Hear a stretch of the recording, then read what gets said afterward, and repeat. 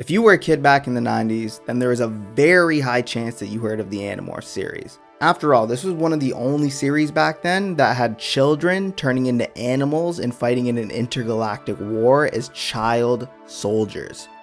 Who greenlit this show? And if you remember the book series, then you probably remember the less popular TV show. In today's video, I'm going to tell you about the Animorphs television series. So sit back, relax, it's Morphin' time! Wow, I can't believe I just made that joke. The Animorphs was miles ahead of its contemporaries in terms of both quality writing and characters. Its contemporaries being other children's book fair novels. But even today, if you talk about the Animorphs in front of 90s kids, you will see their face curl up with vague recollection. Animorphs was created by Katherine Applegate in 1996. She grew up loving animals and lived with a number of pets including dogs, cats, and gerbils.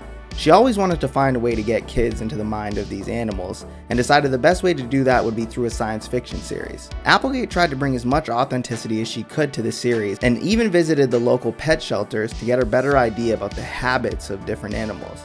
For the development of her characters, she used to go through teen magazines like YM and 17, cut out pictures of things she liked, and then would put them together to get a better visualization of what characters in her books should look like. The names for many of the characters and objects within the series are just scrambled names of everyday objects. For example, Nothlit, one of the main alien languages used in the series, was a play on the word Hilton. Upon their initial release, the books became a hit series among school children, and soon Animorphs was greenlit by Protocol Entertainment to be produced as a TV show, airing from September 1998 to March 2000.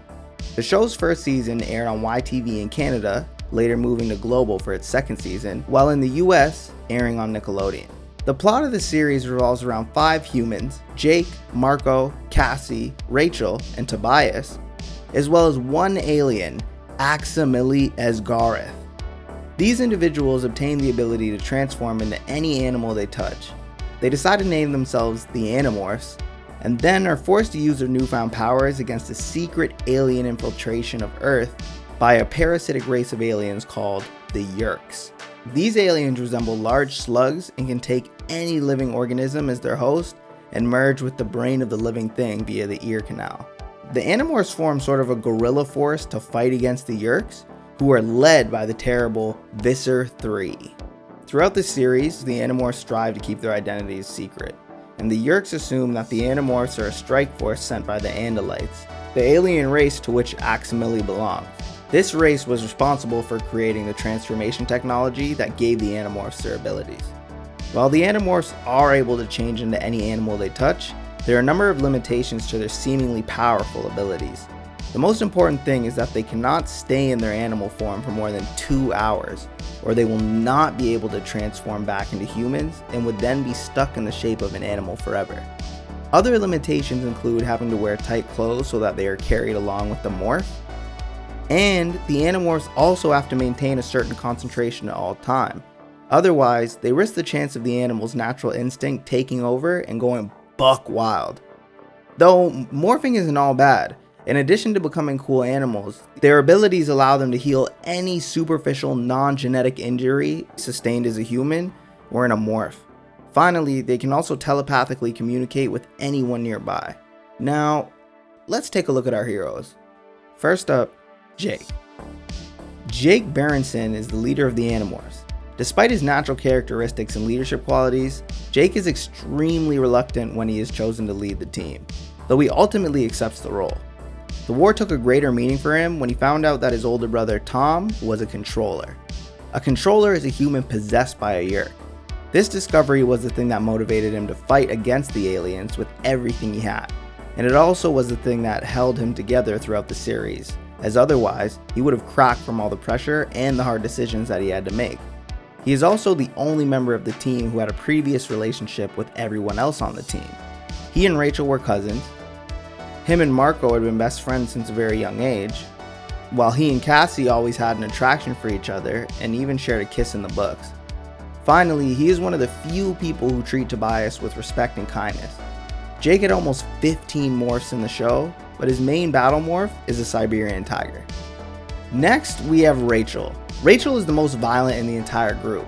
which has earned her the nickname of Xena, Warrior Princess. She is great at gymnastics and has a keen interest in fashion. Her best friend is Cassie, but often their ideologies clash, with Cassie being a pacifist.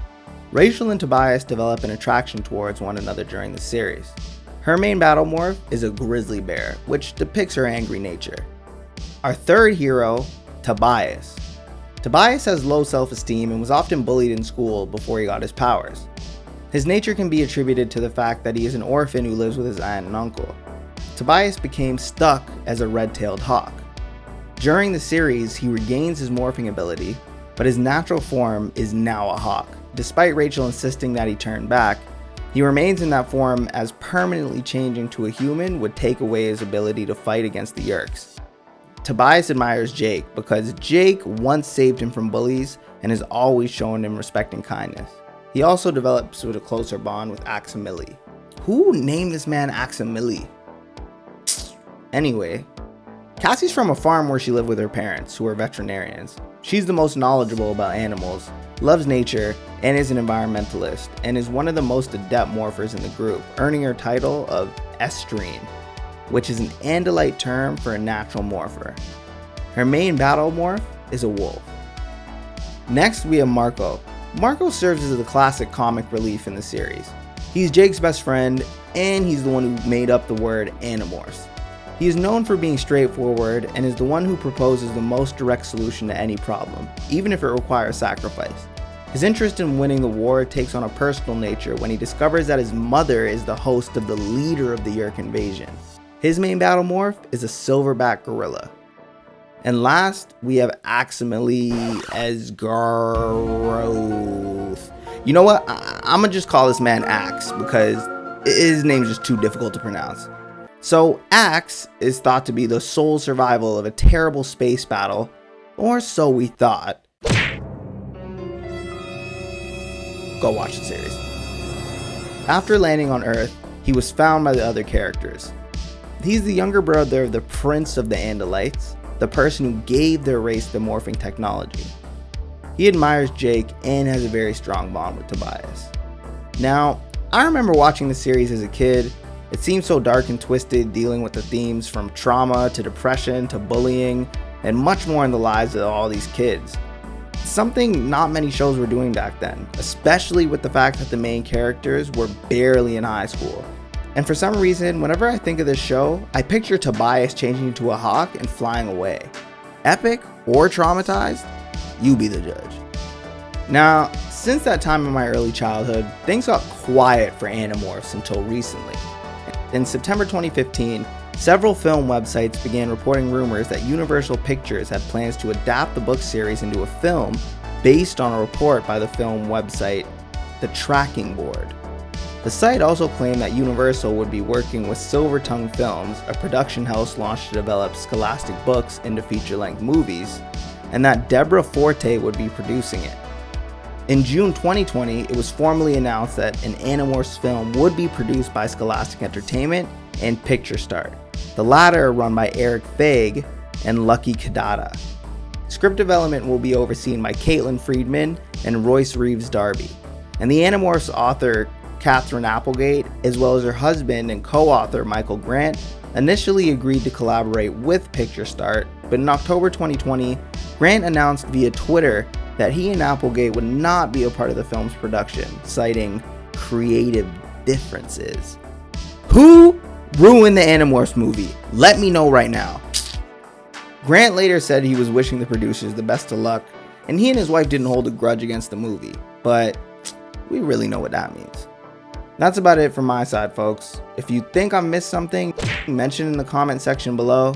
If you like my video, give me a big thumbs up and also subscribe to the channel. Till next episode, stay safe and stay healthy.